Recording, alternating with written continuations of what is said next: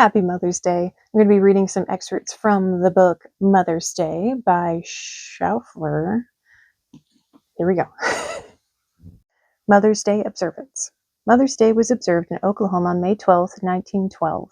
The proclamation of Governor Lee Cruz asked that each citizen, whether old or young, rich or poor, happy or sorrowful, remember her whose love passeth human understanding, and remembering, manifest to the world your love and gratitude by wearing a carnation in honor of the dearest of all mothers, and wearing it, think of her and love her. Olympia, Washington, April 28th. In accordance with a custom that has sprung up all over the United States of setting aside a day for Mother's Day, Governor M.E. Hay has issued a proclamation naming Sunday, May 8th, as Mother's Day in Washington. He requests that each person wear a white flower on the day and that special religious services be held in all the churches. The proclamation follows. A mother's love, how sweet the name! What is a mother's love? A noble, pure, and tender flame enkindled from above, to bless a heart of earthly mold. The warmest love that can grow cold, the warmest love that can grow cold, this is a mother's love. In recent years, there has sprung up in many portions of our land a most beautiful custom, that of setting aside one day in the year to be designated as Mother's Day. Of the many observances we have, there is probably none that appeals more to the average person than this. And as long as this nation shall endure, may this custom never die. Therefore, in conformance with this usage, I, Marion E. Hay, Governor of the State of Washington, do hereby designate and set apart Sunday, May 8th, 1910 as Mother's Day, and do recommend and request that it be observed as such throughout this Commonwealth. I urge that on that day, all persons wear a white flower in acknowledgement and honor of the one who went down into the valley of the shadow of death for us. No more fitting place can be found for holding special services of this character than in our churches, and I request that all religious organizations throughout our state prepare a special program for this day, and I urge all good citizens to attend these services. It's called, so this is the actual proclamation of Mother's Day, this part. Hello. I'm not telling the cameraman. All right, so it's called a proclamation by the President of the United States of America. Whereas by a joint resolution approved May 8, 1914, designated the second Sunday in May as Mother's Day and for other purposes. The President is authorized and requested to issue a proclamation calling upon the government officials to display the United States flag on all government buildings, and the people of the United States to display the flag at their homes or other suitable places on the second Sunday in May as a public expression of our love and reverence for the mothers of our country. And whereas, by the said joint resolution, it is made the duty of the President to request the observance of the second Sunday in May, as provided for in said joint resolution. Now, therefore, I, Woodrow Wilson, President of the United States of America, by virtue of the authority vested in me by the said joint resolution, do hereby direct the government officials to display the United States flag on all government buildings, and do invite the people of the United States to display the flag at their homes or at their suitable places on the second Sunday in May, as a public expression of our love and reverence for the mothers of our country. In witness whereof I have set my hand and caused the seal of the United States to be hereunto affixed, done at the city of Washington this 9th day of May, in the year of our Lord 1914, and the independence of the United States 138, Woodrow Wilson. By the President, William Jennings Bryan, Secretary of State, and then the seal. This is the Mother's Day bill in Congress, from Congressional Record, May 1914. Whereas the service rendered the United States by the American mother is the greatest source of the country's strength and inspiration, and whereas we honor ourselves and the mothers of America when we do anything to give emphasis to the home as the fountainhead of the state, and whereas the American mother is doing so much for the home, for moral uplift and religion, hence so much for good government and humanity, therefore be it resolved, etc., that the President of the United States is hereby authorized and requested to issue a proclamation calling upon the government officials to display the United States flag on all government buildings, and the people of the United States to display the flag at their homes or other suitable places on the second Sunday in May as a public expression of our love and reverence for the mothers of our country. Section 2. That the second Sunday in May shall hereafter be designated and known as Mother's Day, and it shall be the duty of the President to request its observance as provided for in this resolution. The joint resolution was reported to the Senate as amended, and the amendment concurred in. The amendment was ordered to be engrossed and the joint resolution to be read a third time. The joint resolution was read a third time and passed. The preamble was agreed to. The title was amended to read a joint resolution designating the second Sunday in May as Mother's Day and for other purposes. A message announced the House agrees with the amendment in joint resolution designating the second Sunday in May as Mother's Day and for other purposes.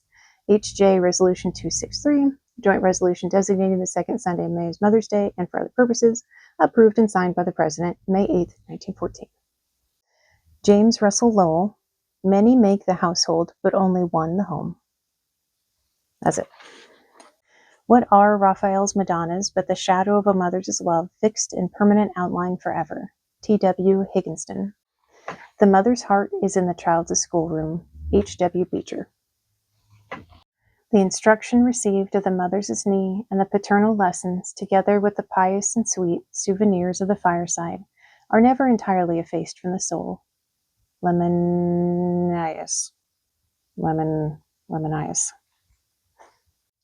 There is in all this cold and hollow world no fount of deep, strong, deathless love, save that within a mother's heart. Mrs. Hemans. Children, look in those eyes, listen to that dear voice, notice the feeling of even a single touch that is bestowed upon you by that gentle hand. Make much of it, while yet you have the most precious of all good gifts, a loving mother.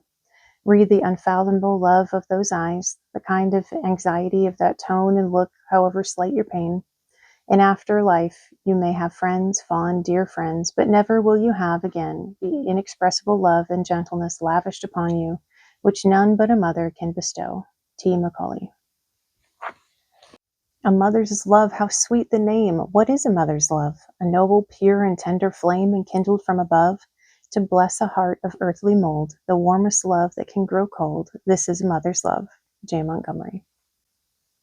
A mother's love, if there be one thing pure, where all beside is sullied, that can endure, when all else passes away, if there be aught surprising human deed or word or thought, it is a mother's love.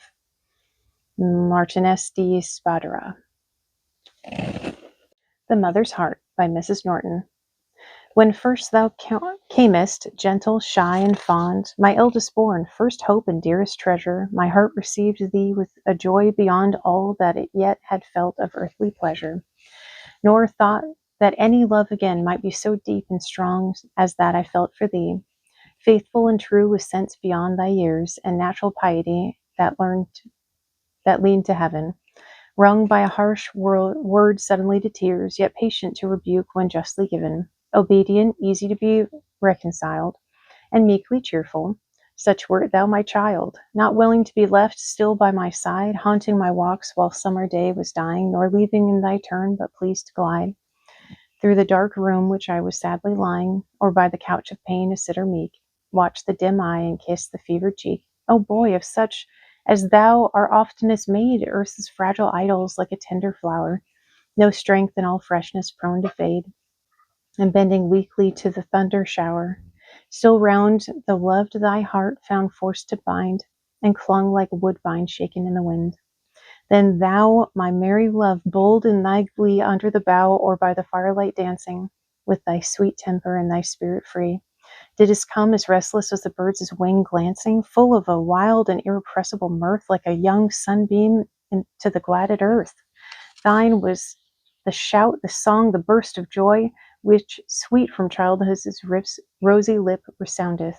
Thine was the eager spirit naught could cloy, and the glad heart from which all grief reboundeth, and many a mirthful jest and mock reply lurked in the laughter of thy dark blue eye. And thine was as many in art to win and bless, the cold and stern to joy and fondness warming, the coaxing smile, the frequent soft caress, the earnest tearful prayer, all wrath disharming. Again my heart a new affection found, but thought that love with thee had reached its bound.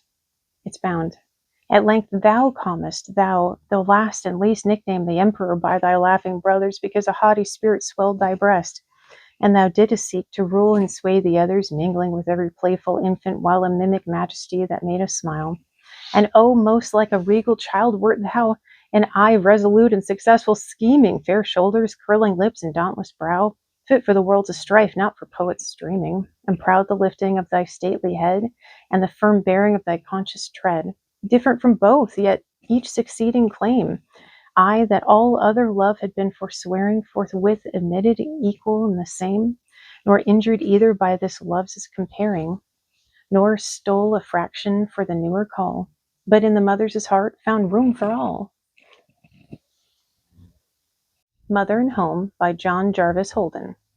Mother, home, that blessed refrain sounds through every hastening year. All things go, but these remain, held in memory's jeweled chain.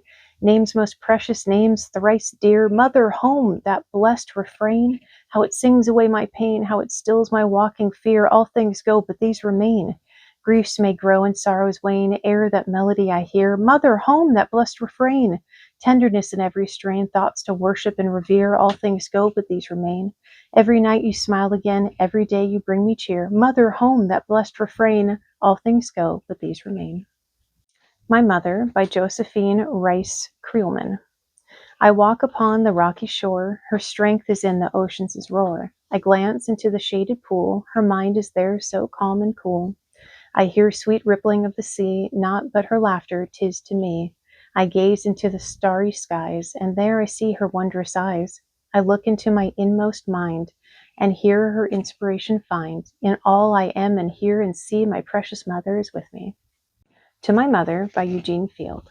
How fair you are, my mother! Ah, though 'tis is many a year since you were here, still do I see your beauteous face. That's right, beauteous. And with the glow of your dark eyes cometh the grace of long ago. So gentle to my mother, just as of old upon my brow, like benedictions now falleth your hands' touch. And still as then, a voice that glads me overmuch cometh again, my fair and gentle mother. How you have loved me, mother, I have not power to tell, knowing full well that even in the rest above, it is your will to watch and guard me with your love, loving me still. And as of old my mother, I am content to be a child, but by mother's love beguiled from all these other charms. So to the last, within thy dear protecting arms, hold thou me fast, my guardian angel mother. At Singing Time by Anne P. L. Field. I have a little daughter who's scarcely half past 3, and in the twilight hour she climbs upon my knee and snuggles down within my arm with, "Mother, sing to me." I sing about the squirrels that frolic in the wood, about 2 furry kittens, one naughty and one good, and then some tender lullabies, just as a mother should. The light grow faint and fainter, the Sandman guards the door. My baby's boat drifts slowly upon the slumber shore. But if the singing stops, she cries, "Oh, mother, sing some more." I'm sure no prima donna, adored from east to west, feels half the satisfaction or is so truly blessed as I, when singing to my child held closely to my breast. Not all the fame and glory of divas can compare with that deep thrill of pleasure, which is my humble share, for precious are the laurel wreaths that singing mothers wear. A Summer Lullaby by E. S. Bumstead. The sun is gone from the shining skies. Bye, baby, bye. The dandelions have closed their eyes. Bye, baby, bye. And the stars are lighting their lamps to see if the babies and squirrels and birds, all three, are sound asleep as they ought to be. Bye, baby, bye. The squirrel is dressed in a coat of gray. Bye, baby, bye. He wears it by night as well as by day. Bye, baby, bye. The robin sleeps in his feathers and down, with the warm red breast and the wings of brown, but the baby wears a little white gown. Bye, baby, bye. The squirrel's nest is a hole in the tree. Bye, baby, bye. And there he sleeps as snug as can be. Bye, baby, bye. The robin's nest is high overhead, where the leafy boughs of the maple spread, but the baby's nest is a little white bed. Bye, baby, bye. Cradle Song of the Fisherman's Wife by Ella Higginson. Swung in the hollows of the deep, while silver stars their watches keep. Sleep, my seabird, sleep. Our boat the glistening fishes fill, our prow turns homeward. Hush, be still. Sleep, my seabird, sleep. Sleep, sleep. The wind is springing from out the west. Nestle thee deeper in mother's breast. Rest, my seabird, rest. There is no sea or boat can whelm while thy brave father is at the helm. Rest, my seabird, rest. Rest, rest. The foam flies past us, the lightnings gleam, the waves break over, the fierce winds scream. Dream, my seabird, dream. Dream of the cot where high and low, crimson and white, the roses blow. Dream, my seabird, dream, dream, dream. What, thou the tempest is on the deep? Heaven will guard thee, do not weep. Sleep, my seabird, sleep. Be brave as a fisherman's child should be, rocked in the hollows of the sea. Sleep, my seabird, sleep, sleep, sleep. Lullaby by Alfred Tennyson. Sweet and low, wind of the western sea, low, low, breathe and blow, wind of the western sea. Over the rolling waters go, come from the dying moon and blow, blow him again to me. While my little one, while my pretty one sleeps. Sleep and rest, sleep and rest. Father will come to thee soon. Rest, rest on mother's breast. Father will come to thee soon. Father will come to his bird in the nest. Silver sails all out of the west. Under the silver moon. Sleep, my little one, sleep. My pretty one, sleep. Sweetly Sleep by Jane Taylor. Sleep, my baby, sleep, my boy. Rest your little weary head. 'Tis your mother rocks her boy in his little cradle bed. Lullaby, sweet lullaby, lullaby, sweet lullaby. In his little cradle bed. All the little birds are sleeping, everyone has gone to rest, and my precious one is resting in his pretty cradle nest. Lullaby, sweet lullaby, lullaby, sweet lullaby, in his pretty cradle nest. Sleep, oh sleep, my darling boy. Wake tomorrow fresh and strong. 'Tis thy mother sits beside thee, singing thee an evening song. Lullaby, sweet lullaby, lullaby, sweet lullaby, singing thee an evening song. Now that's technically a lullaby, but if someone wants to put music to it, I'm pretty sure this is old enough, it should be fine. A Nursery Song by Mrs. Carter. As I walked over the hills one day, I listened and heard a mother sheep say, "In all the green world there is nothing so sweet as my little lambie with his nimble feet. With his eyes so bright and his wool so white, oh, he is my darling, my heart's delight. The robin, he that sings in a tree, dearly may dote on his darlings four, but I love my little lambkin more." And the mother sheep and her little one side by side lay down in the sun, and they went to sleep on the hillside warm, while my little lambie lies here on my arm. I went to the kitchen, and what did I see but the old gray cat and her kittens three? I heard her whispering soft, said she, "My kittens with tails all so clingingly curled are the prettiest things that can be in the world. The bird on the tree and the old ewe she may love their babies exceedingly, but I love my kittens there under the rocking chair. I love my kittens with all my might. Which is the prettiest I cannot tell, which of the three for the life of me. I love them all so well. Now I'll take up my kitties, the kitties I love, and we'll lie down together beneath the warm stove. Let the kitties sleep under the stove so warm, while my little darling lies here on my arm." I went to the yard and saw an old hen go clucking about with her chickens 10. She clucked and she scratched and she bristled away. And what do you think I heard her say?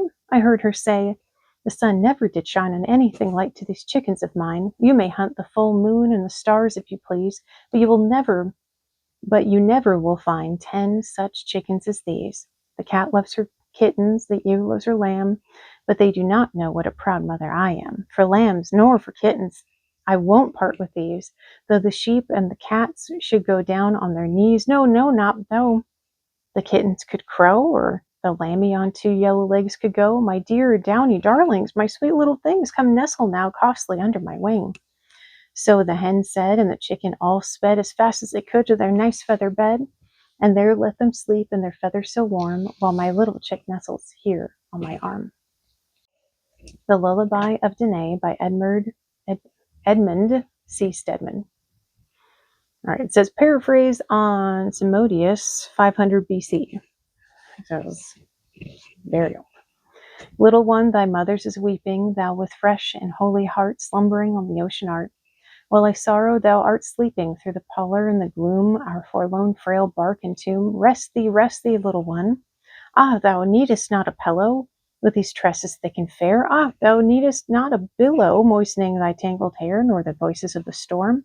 But in thy purple mantlet lies as warm, my beautiful, my own. Rest thee, pretty one. Yet if I were pain to thee, if thou knewest how to fear, and didst lend thy little ear, I would say again to thee, rest thee, darling one. I would bid thee, baby, sleep, and be thou hushed, O restless sleep, thou to my boundless sorrow. Father, let some fairer morrow change for us thy sovereign will, bring us good beyond this ill. When I make too bold a prayer, the vengeance on the babe forbear. Let my head receive it still. Rest thee, little one. The Cottager's Lullaby by Dorothy Wordsworth. Wordsworth. The days are cold, the nights are long, the north wind sings a doleful song, then hush again upon my breast, all merry things are now at rest. Save thee, my pretty love! The kitten sleeps upon the hearth, the crickets long have ceased their mirth. There's nothing stirring in the house, save one wee hungry nibbling mouse. Then why so busy thou? Nay, start not at that sparkling light, 'tis but the moon that shines so bright on the window pane bedropped with rain. Then, little darling, sleep again and wake when it is day. Sea Slumber Song by Roden Noel. Seabirds are asleep, the world forgets to weep. Sea murmurs her soft slumbering song on the shadowy sand of this elfin land. I, the mother mild, hush thee, O my child, forget the voices wild. Isles in elfin light, dream the rocks and cave, lulled by whispering waves, veil their marbles bright. Foam glimmers faintly white upon the shelly sand of this elfin land. Sea sound like violins to slumber woes and winds. I murmur my soft slumber song. Leave woes and wails and sins, ocean's shadow might. Breeze, good night, good night. Mother Song by Alfred Austin. White little hands, pink little feet, dimpled all over, sweet, sweet, sweet. What dost thou wail for? The unknown, the unseen, the ills that are coming, the joys that have been? Cling to me closer, closer, and closer, till the pain that is pure hath banished the grosser. Drain, drain in the stream, love, thy hunger is freeing. That was born in a dream, love, along with thy being. Little fingers that feel for their home on my breast, little lips that appeal for their nurture, thy rest. Why dost thou weep, dear? Nay, stifle thy cries till the dew of thy sleep, dear, lies soft on thine eyes.